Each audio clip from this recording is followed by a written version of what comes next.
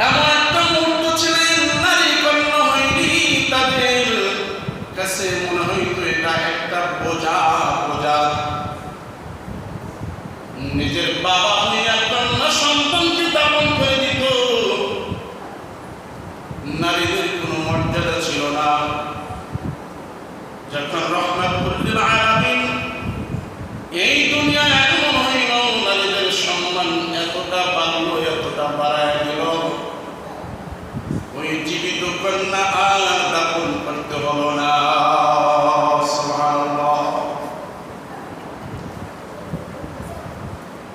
কিন্তু আজ তোমরা যারা নারী সংস্কারের নামে যে মিছিল মিটিং করতেছো, তোমরা কি জানো না তোমাদের মর্যাদা ছিল না,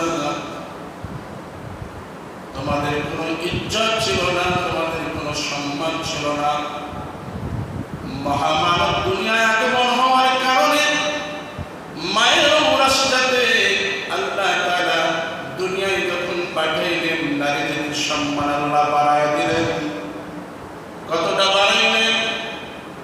তারা এত নিচু মনের মানুষ ছিল যে মনে করত মেয়ে কন্যা হয়নি এটা বড় অপমান মনে করত। দাহিয়া নামক কলবি একজন নবীর সাহাবী, ওই নবীর সাহাবী দাহিয়া কলবি একটা না দুইটা নয়, 70টা মেয়ে কন্যা নিজ হাতে জীবিত দাপন করে মাটি চাপা দিতেন। নাউজুবিল্লাহ বলেন। সেখান থেকে কেমন মর্যাদা। রহমাতুল লিল আলামিন দুনিয়ায় আগমন হওয়ার পরে এই কুসংস্কার দূর করতে হবে। কুসংস্কার রাখা যাবে না। নারীদের নামে একটা সূরাও আল্লাহ তাআলা নাযিল করে দিয়েছেন। সুবহানাল্লাহ বলেন।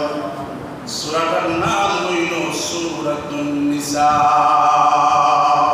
সুবহানাল্লাহ। সূরা নিসা।